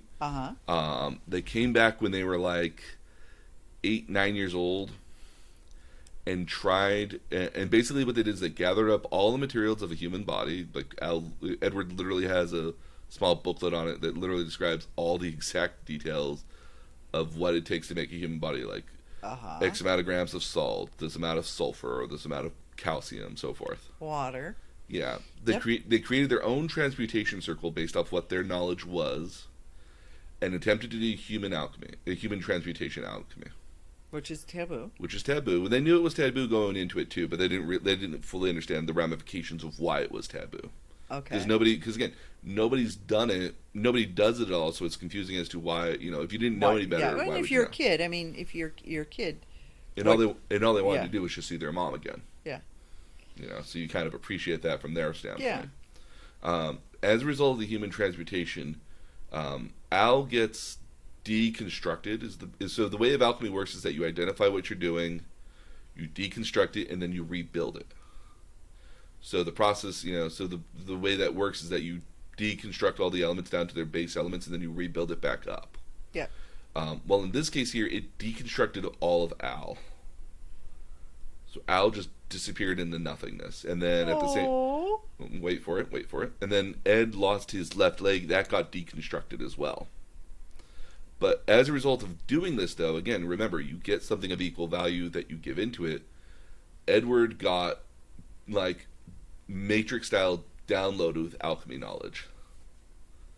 Oh. So he got all this super advanced alchemy knowledge just immediately downloaded into his head. Very, in a way. And then, so somewhat omnipotent. Yes. Cool. So he got all this like downloaded information that in theory could actually get him to the point where he wants to get to. But he realized that what he did afterwards screwed, Al's gone. The thing that they created isn't quite a human. It's a mangled version of what a human might look like if you put it together properly in weird fashions. Okay. Imagine giving like the bones of like imagine giving a deceased person to an alien and them trying to figure out how you put it back together. It was monstrous and literally monstrous. It died very shortly afterwards, though. Okay. Unfortunately. Or not. Or not, depending on how you want to say it here. What Ed ended up doing here afterwards, though, is that using his newfound knowledge of alchemy, there was a suit of armor that happened to be in the study where they were doing this magic at, or this alchemy at, and in his own blood, he created a transmutation circle in there, and was able to bind Al's soul to the suit of armor. So Al can be existent. Yeah, in a giant suit of armor. Yeah, but at the cost of hard to sleep in. Well, at the cost of Ed's entire arm to do that. Is he right-handed? Well, he eventually. Sorry, this is a stupid question. I know it's a bad question. So as a result, here he's missing his left leg and his right arm. Al is in a suit of armor, which is actually kind of interesting because I totally get the appeal of this. I really do. It's super dark, but it's super fascinating, right? Yeah. So as a result of this, Al is functionally immortal. Because he's a suit of armor. He's a suit of armor. He doesn't sleep. He doesn't need to eat or drink. He doesn't feel hot or cold. And he's functionally immortal so long as the blood seal doesn't get rubbed off or damaged at all. So he does have an Achilles heel, so he does have an Achilles heel, yes. But the giant suit of armor is absolutely hollow. People can actually live in the suit of armor if they needed to. So Ed could live in Al? Edward can live inside Al if he wanted to. Now, keep in mind that if he lives inside Al, does he have use of all his limbs? Yes, but Al still has entire control over the entire body too. So Al's also a lot stronger than Edward in a lot of cases. I bet. Because again, he's a 7-foot tall suit of armor versus. I'm sorry. I'm loving this. So let me see if I can find a really good picture of the two of them here, because it's to see the size difference. Because the size difference. Is this it? Yes, perfect. Is he a cool suit of armor? Oh yeah, it's a very cool suit of armor here. So this is the size of the two of them. Wow. Yeah. So Edward is tiny, which is a big selling point of comedy factor for him. What age are they when this is all of this is taking place? They're about 8 or 9 years old. Okay. They're about 8 or 9 years old when this happens. Does Ed continue growing, or is he just sort of stunted at 8 or 9 year old size? So what? So Al mentally keeps growing because as a soul he keeps growing, but yeah. His body never changes because it's a suit of armor. Right. Ed, on the other hand, goes to the neighbors who are prosthetic doctors as well. Of course. So in this world, there's a again set a steampunk world. Yeah. There's a prosthetic sort of service that's known as an automail. It's basically like a robotic limb Uh-huh. that's by your blood and the nerves that you would have lost it from. And usually the process to get out of mail is actually very painful and takes a number of years of recovery to get used to. Ed did it in about 2 years, when normally it would take like 4. Okay. It's also theorized that because he's got like an additional like bulk of a metal arm on his arm and a metal leg, that it kind of also stunted his growth a little bit, because his short stature is a constant sort of joking aspect of it. He actually gets very hot tempered over that. And so you need a plot line. you do. Well, you need some comedy in here. Yeah. And Arakawa was very good about adding the comedy to this series. And so as a result, once Ed has an arm and once he has his arm and leg again, he can actually move around and do the stuff he needs to do again. They decide that they're going to go find what they call the Philosopher's Stone. Now, the Philosopher's Stone, kind of in the same way how it works in Harry Potter, is a stone that lets you kind of bypass the natural laws of the universe. In alchemy terms, the Philosopher's Stone allows you to bypass the laws of equivalent exchange. You know, because as it is right now, in order for Ed to get his arm back, he would theoretically need to give up something that would warrant getting his arm back. And the same thing with Al's body. He would need because you got to pay the price. You got to pay the price to get there. So you have to pay. You have to give something of equal value to get something of equal value in return. And so their search for the Philosopher's Stone is intentional because it's, according to legends, the design of the Philosopher's Stone is supposed to negate the laws. And if you can negate the laws, then you can get your arm and your body back without having to pay a certain price at the end of the day. So that's kind of the point of the entire series. Along the way, again, like Ed, both of them go to become state alchemists, but because Al doesn't have a body at all, and if they knew that he was a soul binded to a suit of armor, because it's also extremely rare, that he wouldn't, that, you know, they'd actually end up trying to use him for research rather than letting him continue on living with Ed at all. Yeah. Ed's able at the age of 12 to become a state alchemist, which is a very rare feat because he has a very rare feat of his own. So what's unique about Edward is that while most alchemists need a transmutation circle on the ground to do transmutation magic, what he has to do is he just has to clap his hands together, and then whatever he touches, he can transmute at that point. And the logic for that, and the way the anime and the manga tell this here is that when you're touching the transmutation circle, because it's connected to the ground, you're actually pulling energy from the core of the universe, the core of the world, magma energy, and you're actually connecting with that energy to create the energy needed to create the magic at the end of the day. So as a result of him clap in the circle is that sort of dial tone to do that. Versus Ed with his arms, he can circle the energy through his arms, acting as a transmutation circle, and then whatever he touches will connect with the energy, will connect with the magma in the earth, and thus create whatever he wants to create. So he uses it. So a lot of time, what Ed uses this for is that he'll clap his hands together, which is a very kind of pointed way, and what he'll do is he'll like touch the ground, and he'll cause a spear or something to be formed out of the ground, as an example, or he'll touch it and he'll touch it. So he has no time loss from having to create the alchemy circle and do all of that. He is just on it. Yeah. And a lot of people kind of circumvent the transmutation circle as well by like stitching it into clothing, as an example. So they're ever ready. So one of the other supporting characters here is a gentleman named Roy Mustang, or Colonel Roy Mustang. He's the flame alchemist. His big deal is that he has a set of gloves which he snaps his fingers and creates a spark out of the gloves. And what he does from there is that because he's got the transmutation circle inscribed on the glove, the transmutation circle is actually manipulating the airflow. And so what that does is that because you're manipulating the airflow, the flame can travel through the air as he wants, and then either flame up or explode wherever he wants it to happen at.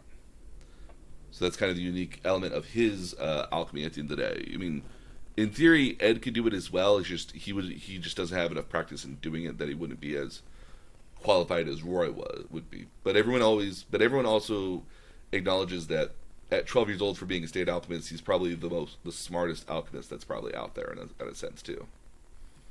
So he's sort of the Sheldon of alchemists. Yes, Okay. but without a lot of the emotional baggage. Yeah. I'm sorry about that. It's okay. It's a good example. So some of the other characters in here that we'll find initially here is also going to be Winry Rockbell. Or I really do think that they were really trying to go for Windy, I think, but Winry is It's close. again. It's a nice name. I like that. It's a nice name, but again, like they have a lot of problems with like their L's and D's and. That could be your first daughter's name. Oh no, I already know what my first daughter's name is. Okay. So I've already figured that one out. Okay. But I'm not telling until anybody, because I don't want everyone to start giving me shit over it. That's okay. That's okay. So Winry is a automale machinist. So she often between Ed and her because there's a love tension going on there. Uh-huh. He describes her as a machinist nerd, and she describes him as an alchemy nerd. But she's also the same person that built Edward's arm, literally. She's also the one that did help with the operation to connect all the nerves to the servos that would eventually power the arm. And so keep in mind that Winry is also grown up with Ed and Al as well. So she's kind of like a surrogate sister at the end of the day. The neighbor next door or something? The very next neighbor next door. Okay. How did I guess? No, Yeah. very, very true. Yeah. And so she often acts sometimes as the emotional sort of support for the two brothers. And in Ed's case, literal, like, physical support, because... so as an example, when they go to the snow territory, Ed has to get new arms and legs that are properly suited for cold weather climate. So he has to get new carbon fiber arms. Snowshoe legs? Well, he basically has to switch out his armor for it ends up being lighter, but also cold resistant. Mm-hmm. So it doesn't lock up as easily. So that's his example. Ed breaks his arm on numerous occasions, and so she always has to fix it. And she has to be there to fix it in a lot of cases because you can't mail order an arm. Mail order in steampunk time frame, you know. There's also, again, some alchemy that only Edward can do because he can transmute his hands together. He doesn't need to create the circle at all. So there's only some alchemy that he's only able to do in that particular regard. Mm-hmm. So there's stuff like that. But Winry is kind of an emotional linchpin of the series in a lot of cases, where she's kind of the, you guys don't have to do this. You guys can just lead a normal life. Like, no, how can I lead a normal life while my brother is in a suit of armor? Yeah. In much the same way Al is very much on Ed, where it's like, how can I let my brother lead a normal life when he's missing body parts because of me? Yeah. So, like, all three of them, Ed, Al, and Winry, are all, like, very much support networks between all of them. Very, very caring and loving at the end of the day here. Very wholesome in that particular regard. One character that's not very wholesome, though, is a gentleman by the name of Scar. Scar. What is it with... it just sort of goes with the territory. You got Mufasa and Scar. Mm-hmm. So Scar is kind of an initial antagonist. Scarface. Is kind of an initial antagonist. Until it's later kind of figured out that, like, he's not really. He's actually more a supporting player than anything else. He's given the name Scar because nobody actually knows what his real name is. It's kind of just the nickname given to him because he's actually killing state alchemists. Oh. So prior Why? What is his? So prior to the start of the story, there is a war that's happening to the west of Amestris in a territory called Ishval, with a group of people there that are known as Ishvalans. I imagine the better way to kind of describe it might be like modern day Middle Eastern people, I would assume. Like, so they're all like tan-skinned. Their territory ends up looking kind of a lot like Iraq or Iran in a lot of cases, I guess, maybe. I know that's not a great way to describe it. But that's probably the best way I can do that. And what ends up happening here is that the country of Amestris literally attacks Ishval for one reason or another. It's never well described in the beginning. You learn later on why, but it's not described initially why. It's believed because an Ishvalan killed a Amestris soldier at the end of the day, and so that's what started the conflict. What ends up happening here is that when they sent in the state alchemists, because Ishvalans don't have alchemy, they literally just tore the place up. So now the country of Ishval is the Ishvalans are like spread out like refugees across the world in either homeless encampments or refugee camps, and they're very much not a very common race anymore. And as a result of this, Scar blames the state alchemists for all this damage that they did, including killing his brother and his other family members as well. What's unique about Scar here is that he was given a X-shaped scar on the front of his head, so kind of from his forehead down to his eyes, essentially. X-shaped. There's an X-shaped scar on his face, where he tries to hide it with sunglasses. Let's see if I get a good big sunglasses. So,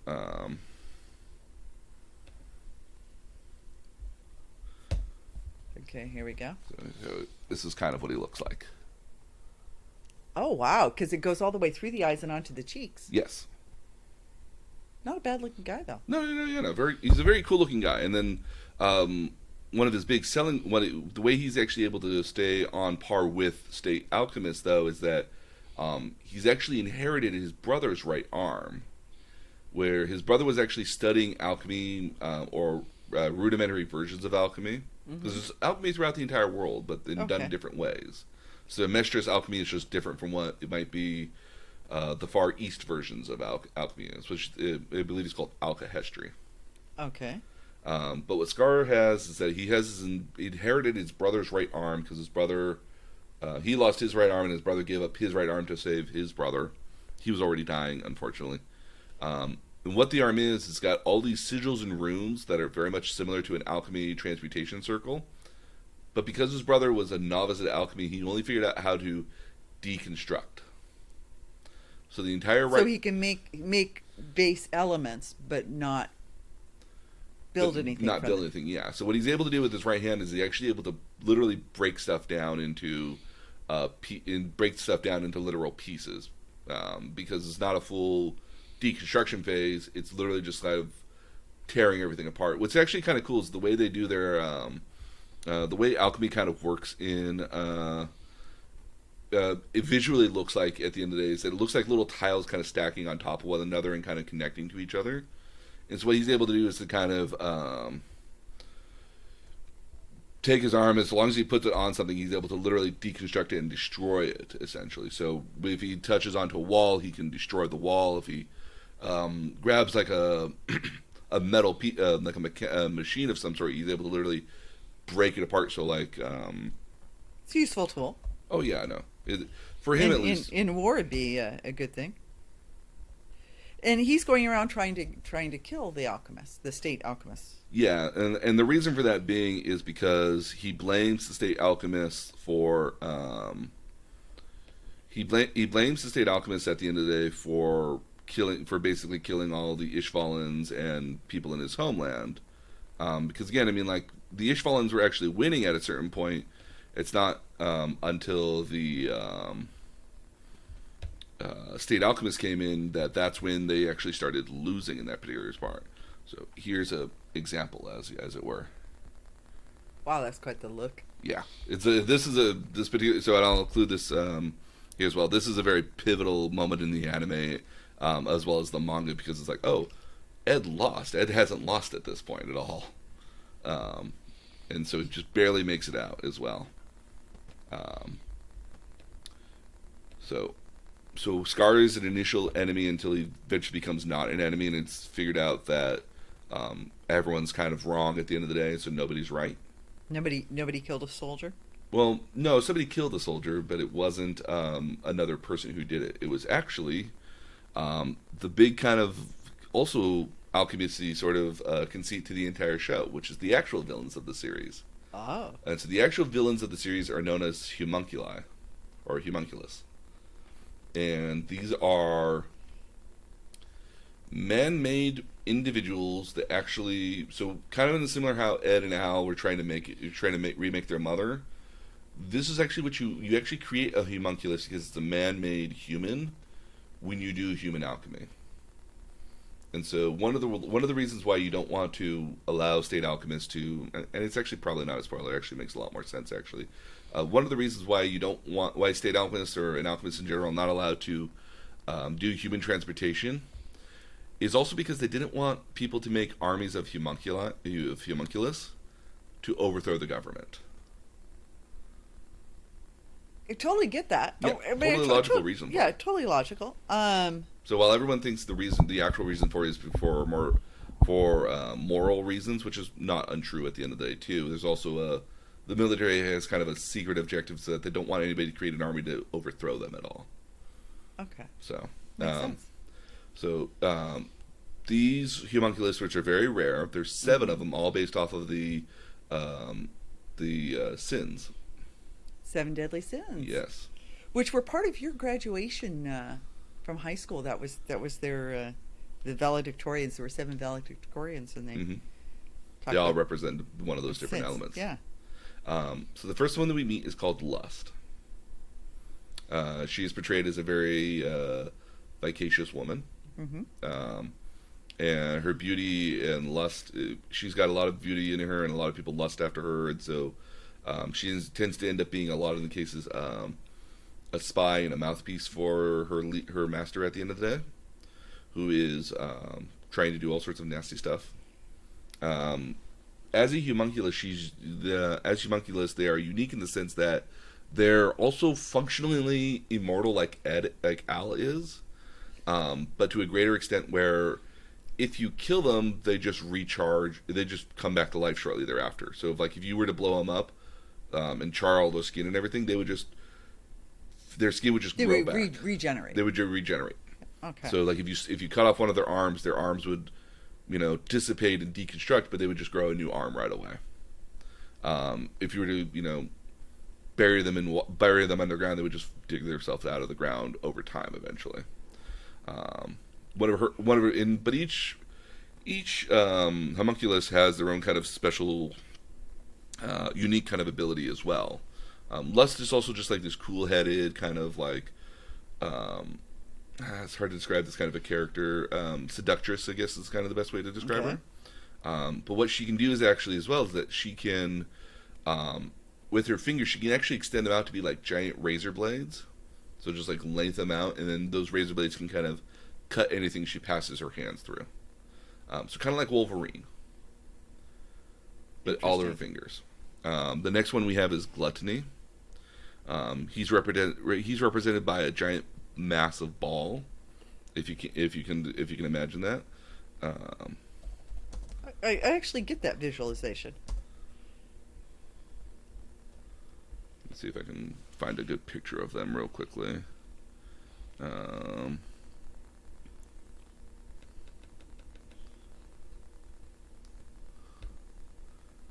Let's see if I can find it. Oh, that's kind of a cool one. There was kind of the Addams family of them. Addams family of them? It looked like that. I don't know. I love that. No, that works. It totally works. So you got Gluttony right there. Okay. Again, it's just a massive ball of a person. He looks like Uncle Fester now that you say Addams family. Yeah. And then you've got Morticia or Lust in the very corner over there. Yeah. Gomez. Yeah. It very much works. Non-intentional as well. The big guy in the back, kind of lurchy. Yes, very much a lurch. Literally, I actually now kind of want to go back and look and see if I can find references to Addams Family here, because looking at it a little bit closer now that I've accidentally said that, it's like it kind of looks like that too. No, I totally get it. Yeah. So Gluttony's big deal is that he's always hungry. He's also the youngest of all the homunculi initially. She's got a very kind of like childlike sort of like, oh, but I'm hungry. Can't we eat something? Father told me to be good, so I'm going to be good. He's very childlike kind of aesthetic to him. Yeah. But his big deal is that he can eat. He's always seen either eating something or somebody. Oh, good. Much in the same way. I like a little cannibalism here and there. Much in the same way, like his literal name is Gluttony. Yeah.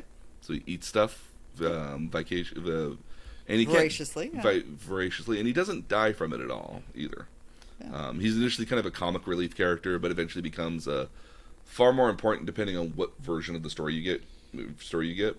Okay. Remember, the 2003 anime differs from the manga in 2009 as far as what these characters Is end there up a doing. live action movie of this thing? Because that'd Yeah. be cool. There is. It's not. There is, and that's the part of the other thing you have to watch as well. Oh, okay, good. And then the last one here that we'll talk about here is Envy.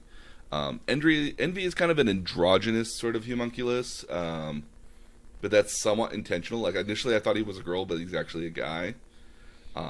He's unique in that he's a shapeshifter. Okay. So he shapeshifts into other people, other things in a lot of cases, both to act as a spy and assassin. Mm-hmm. He's amongst probably one of the more crueler of the homunculus because where Lust is kind of more of a sadistic sort of person that kind of enjoys toying with people, watching them scurry about and stuff. Envy is definitely the kind that likes Malicious. not malicious about it, torturing, won't give a second thought to killing people in a lot of cases, but usually always with an objective in mind when he's doing it. Okay, so malicious with intent. Oh yes. Okay. And so yes, there are the two anime series, and then there is a movie as well, which covers a portion of the original manga, but also in a condensed version as well. So this is going to be kind of like a Harry Potter thing where some stuff gets left out. Yeah. What's unique about the movie though is the movie was done by the Japanese, so the actors for it are interesting choices, but like you can clearly see how like they match up with the original characters at the end of the day. I do think this would kind of be interesting if you were to do this as a I would find this kind of interesting if you were to do this as kind of like a live action Game of Thrones style thing, because it could be interesting in that respect. Mm-hmm. You know, because it would be kind of interesting to see an American take on this, perhaps. My thing is, I think I've come to the conclusion that Americans lack nuance. I don't know how else to put that. I don't think that Americans lack nuance, because I think with a lot of time I think that's part of the thing. I think the other thing as well is that Americans are used to stories that are either validating their opinions or giving them the things that they want to see. And a lot of people at the end of the stories, and we're as Western audiences, we're very much in the notion that I want to see a happy ending, or I want to see an ending. It's got to be tied up in a pretty bow. It's got to be tied up in a pretty bow, and if there's more coming after that, like, it's got to be vague because maybe it'll never happen at all. Who knows? You can't. You could leave it open for a sequel. You don't want to leave it open for a sequel and then it not do well enough to ever happen. So some people have got to feel, redeem that. But I think the other problem as well is that American audiences, especially when you go into properties like this, which would seem like you would need to spend a fair amount of money to do this. Mm-hmm. It needs to be a hit right out the gate. Otherwise it's not. And I think there's a lot of TV. Yeah, So there's the rare instance in which that wasn't true, but it's rare. Yeah, and like things that built up audiences. Yeah, I think Game of Thrones is a good example of something that built up audiences over time to become a huge deal. But especially a lot of people who go into making these stuff want their investments back right away.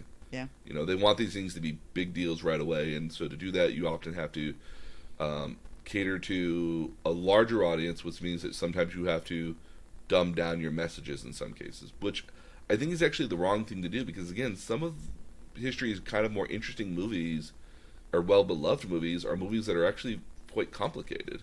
Well, and my thing is that the movies that stick with me the most are the movies that let me think afterwards, Mm-hmm.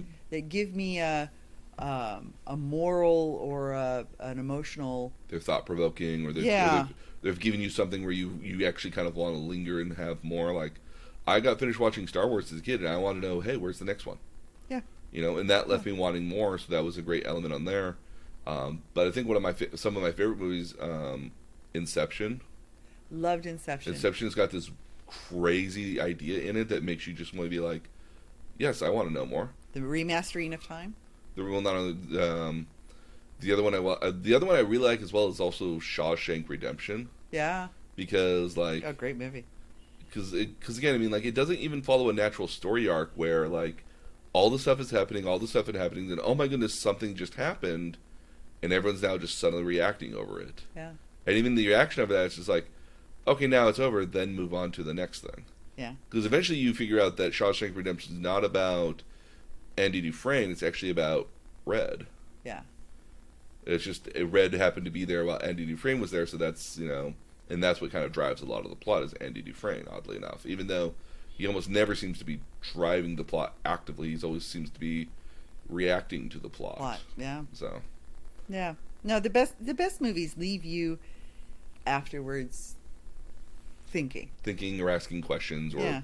or I mean, again, like I go back to Silent Voice here at the end of the day because like that just made me feel all sorts of things. Yeah.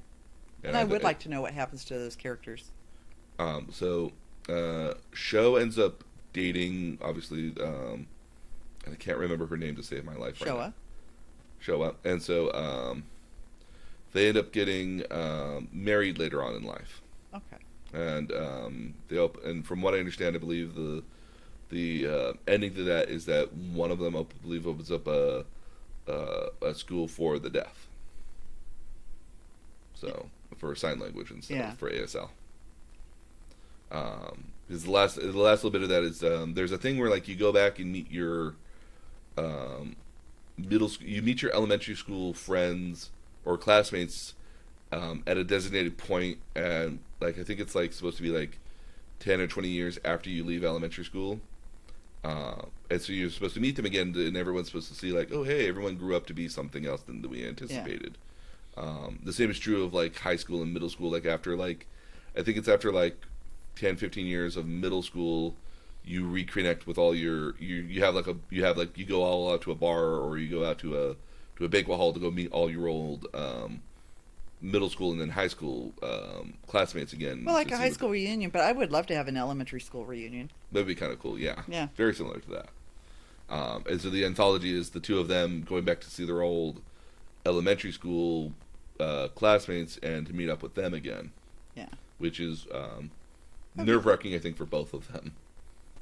Yeah. Which should be. And so, what did you think of A Silent Voice at the end of the day? I enjoyed it.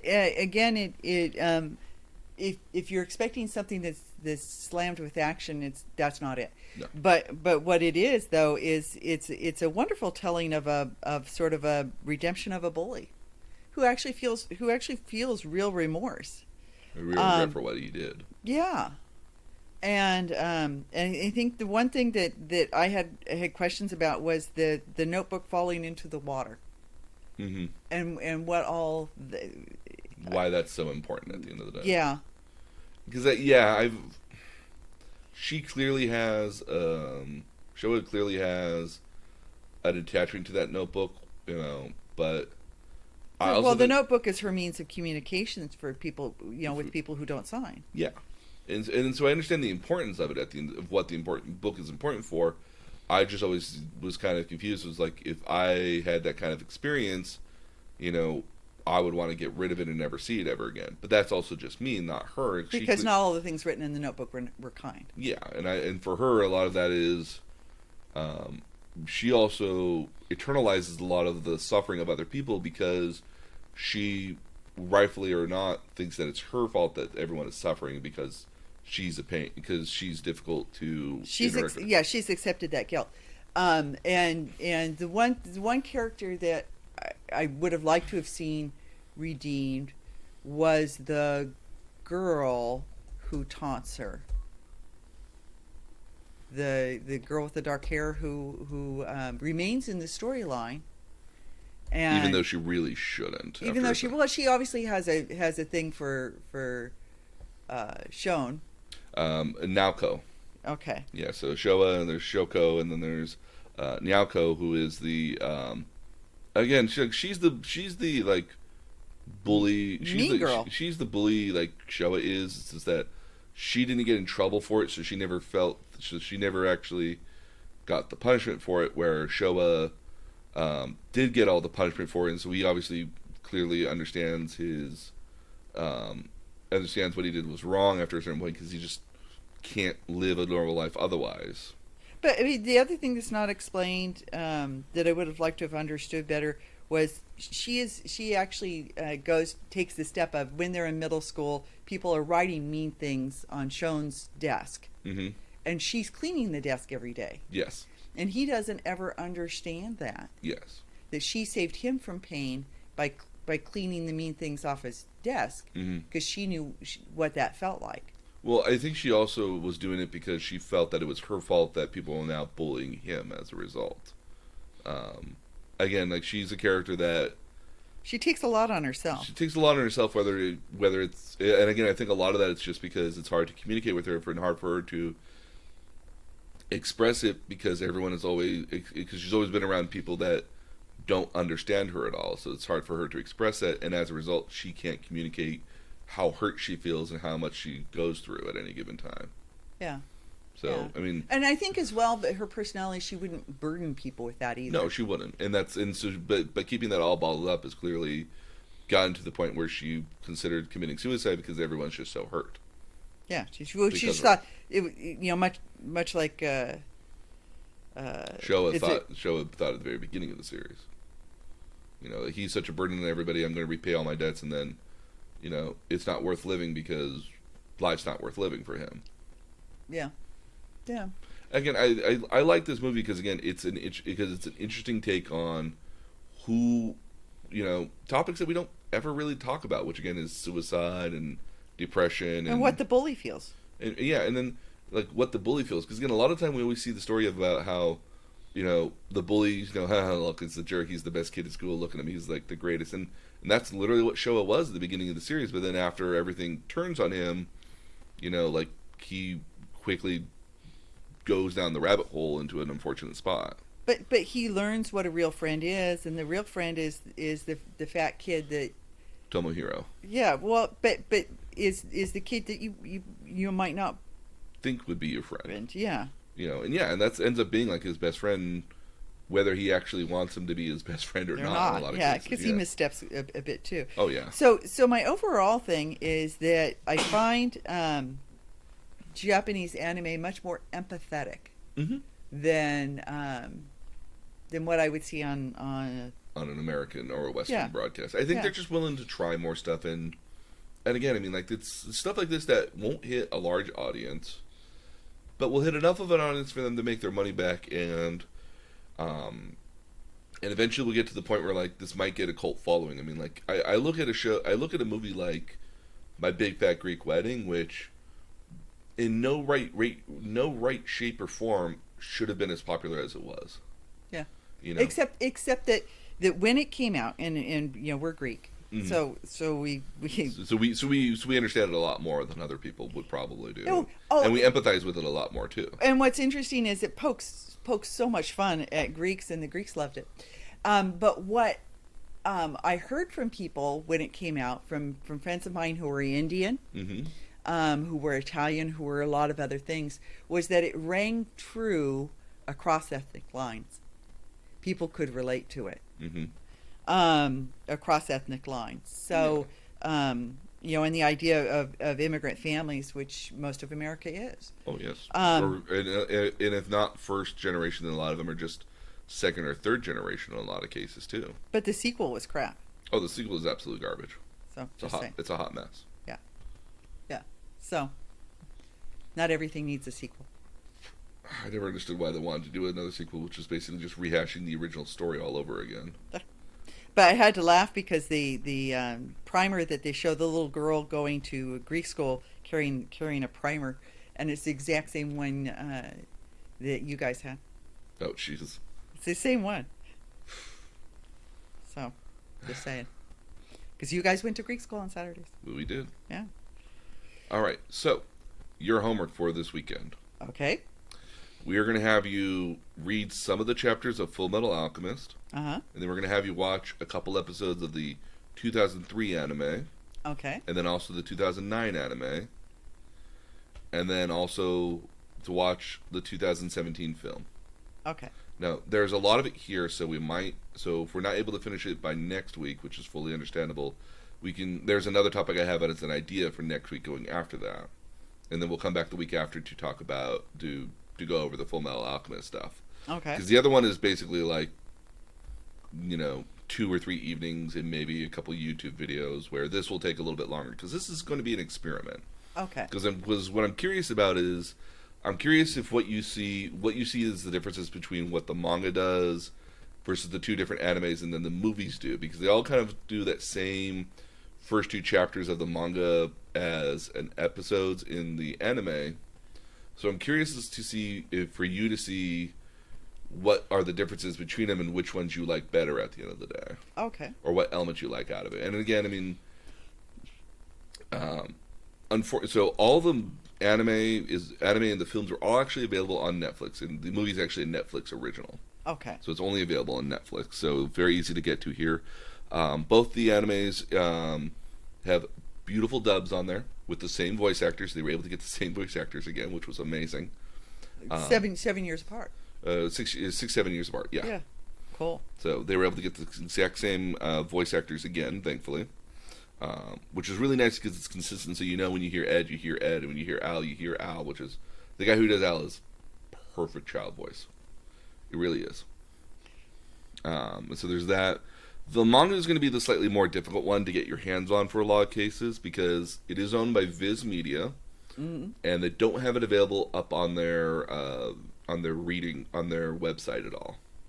Okay. So I have copies of it here, but there are other less official ways you can get it online. Okay. There's literally if you type in Fullmetal Alchemist manga, there's a website for it, but it's technically an illegal website. It's pirated. It's a pirated website, and occasionally I worry that sometimes there might be malware buried inside of there while you're reading it. Yeah. So I warn people who do that, and I'll put up the link for it here, to make sure that your software is up to date and installed, because I would never want to generate anything which would damage somebody's computer or risk their information. Yep. But thankfully, I have a copy of it that I have a legit copy of it. Okay. And I will share that with you. Okay. And so now, would it be something that you might be able to find in a library since it's such a popular? You would definitely be able to find it on the library. You could definitely order it from Amazon and get it within about a week or so. Okay. And how much would something like this? How much would you expect to pay? So each individual volume is probably going to be in the neighborhood of about $6 to $7, maybe $10 at most. Okay. Let me double check the Brazilian or the South American rainforest distributors.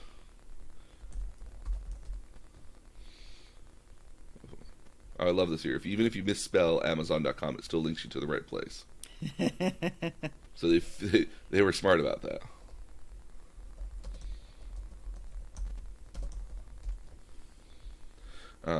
So let's see here. And sometimes Fullmetal Alchemist is spelled as one word, so Full Metal as one word. Okay. So let's see here.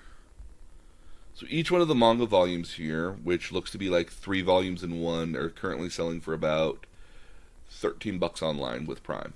Okay. And looks like you can actually get it via Prime. You can get it within a few days. Okay. That's not a lot to. No, it's really not. Oh. That's reasonable. Oh yeah, no, yeah. So and then there's the box set of it here as well, which is $170. But I don't recommend getting all 127. Or I don't recommend getting all 27 volumes of it, unless you find that you're really enjoying it. But as a gift idea for somebody who really did enjoy it. Oh yes. Since we're still within the Christmas shopping season. There's that. If you really want to get somebody a really great present, the thing to really actually get them from Fullmetal Alchemist is the watch. So all State Alchemists get a watch, which signifies that they are a State Alchemist, and also is kind of their proof of being a State Alchemist. The watch is highly collectible at the end of the day. Oh, that's pretty cool. And so it's a pocket watch. It's a pocket watch, yeah. So if you're for your Fullmetal Alchemist fan out there, that pocket watch will be a cool thing to get somebody if you're a Fullmetal Alchemist fan.